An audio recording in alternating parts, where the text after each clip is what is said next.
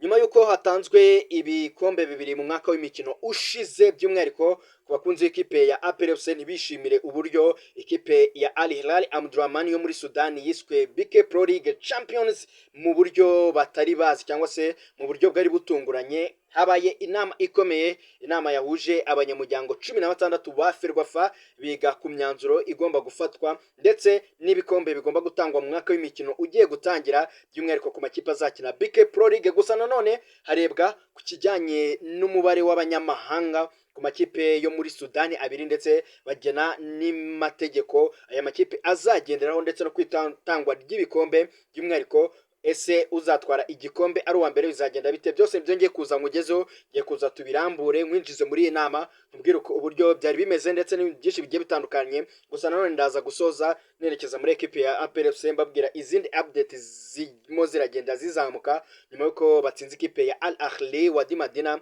yo mu gihugu cya Sudani. Bakomeje kugenda bitegura imikino igiye itandukanye, n'aya makuru arimo byose uraza kubyumvira hamwe muri iki kiganiro. nizera ko umeze neza cyane, nizera ko by'umwihariko wamaze kuhakora subscribe kugira ngo tujye dukomeza kugenda tubana neza gatanu kuri kagenzi kako. Ku munsi w'ejo ku itariki 23 ubwo ni ku cyumweru, habaye inama ikomeye cyane. ni inama yahuzaga abanyamuryango mbere y'uko hatangira shampiyona y'icyiciro cya mbere hano mu Rwanda.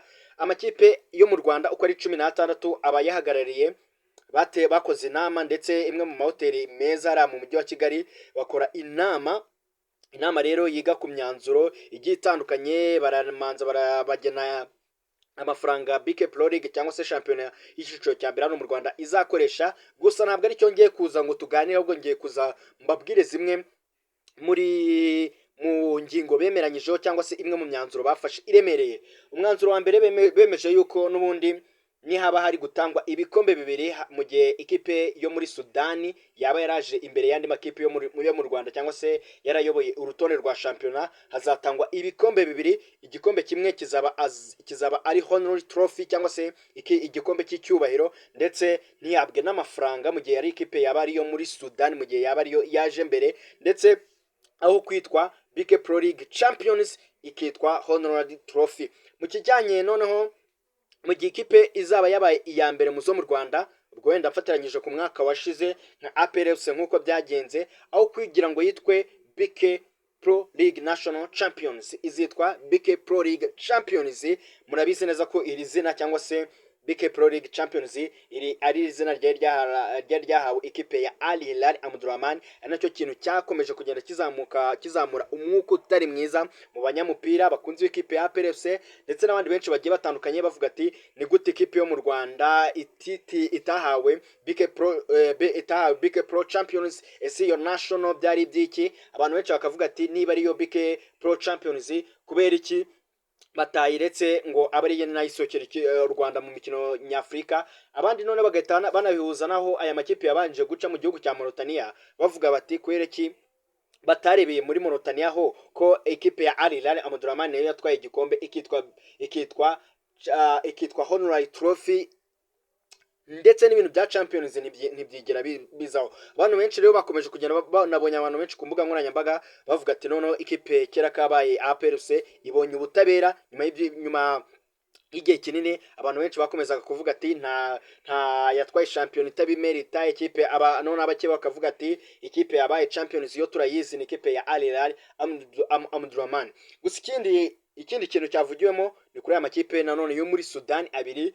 Banzuye yuko amakipe yose yo muri Sudani, ndetse amakuru nari mfite nuko ngo Federasiyo y'umupira w'amaguru muri Sudani ariyo yandikiye BK Pro League na Ferwafa ibabwira yuko bitewe n'uburyo ari amakipe yo muri Sudani agera hano mu Rwanda agakoresha abakinnyi bagiye batandukanye b'abanyamahanga ntigendeye ku itegeko ry'iwabo muri Sudani, kubera ko muri Sudani bemerewe gukinisha abakinnyi 6 ku rupapuro rw'umukino. Muri abo bakinnyi 6 ntabwo aribo bazanaga mu Rwanda bakinishaga abanyasudani bashaka, ariko urumva ko bitewe n'itegeko ryari riri wabo muri Sudani byanagonze cyane ikipe ya Al Hilal Omdurman bituma yamburwa igikombe gihabwa El Merreikh. Ni nacyo kintu cyatumye nabo bafata umwanzuro yuko abanyamahanga bagomba kuzajya bakina muri aya makipe ya El Merreikh ndetse na Al Hilal bagomba kuba ari abanyamahanga batandatu bagomba kuzajya bajya kuri fedo match. Nuko nguko bihagaze, none abandi bose basigaye bakaba ari abanyasudani nkuko n'ubundi bisanzwe bikina muri shampiyona y'iwabo muri Sudani mu cyiciro cya mbere. Irindi tegeko nabonye n'umutoza Taleb yari yaragizeho dote avuga ati ni gute twatwaye shampiyona tubimerita ariko umukinnyi w'umwaka akaba yaba umukinnyi ukomoka muri ekipe ya Al Hilal.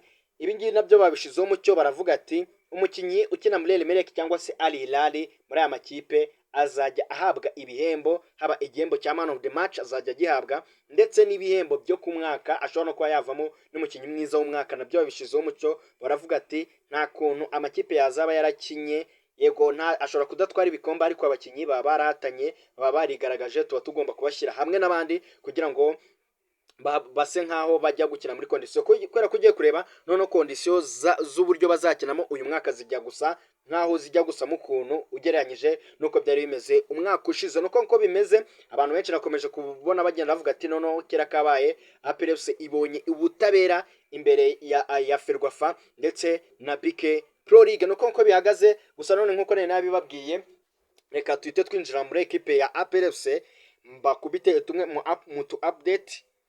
Nyuma yuko ku munsi w'ejo ikipe ya APRFC yitwaye neza itsinda ikipe ya Al Ahli Wadi Madani, ikipe ya APRFC biteganyijwe yuko irimo irashaka umukino wa gishuti ukomeye cyane bazakina n'ikipe ya Al Hilal muri kino cyumweru twatangiye kuri uyu munsi wo kwa mbere.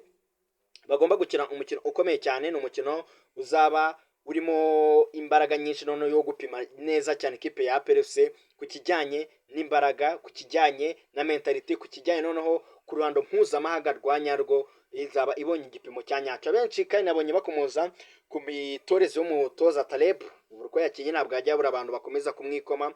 Gusa nabonye bamwe mu bantu bakunda kukritika ko iki agerageza kuruhura abandi bakinyi bose, ariko Watara ntamuruhure nk'umukinyi uri merjwe. Ariko ndagira ngo mubwire ngo Watara niwe wisabiye umutoza kugira ngo ajye amuhereza igihe gihagije cyo kuba yakira, mu gihe gihagije cyo kuba yaba umwe mu bakinyi beza, kubera ko turabizi ko Watara ni umwe mu bakinyi bakunda gutsinda cyane pe, umwe mu bakinyi baba bakunda gutsinda cyane ndetse akunda kubikomveka. Rero amakuru ngiye namenye ngo nuko yabyisabiye umutoza Taleb, aramubwira ati mu gihe ubona ntarushye ujye undeka kabisa. Nyine abantu benshi mwarabibonye yuko Watara yagiye gusimbuzwa amanza kugenda akabyisabira umutoza Taleb. Murabyuka mu mukino wa Grade Republique ubw'ikipe ya APRFC yatsindaga Grade Republique ibitego 3, byageze aho ngaho Watara agenda abwira umutoza ati noneho wansimbura.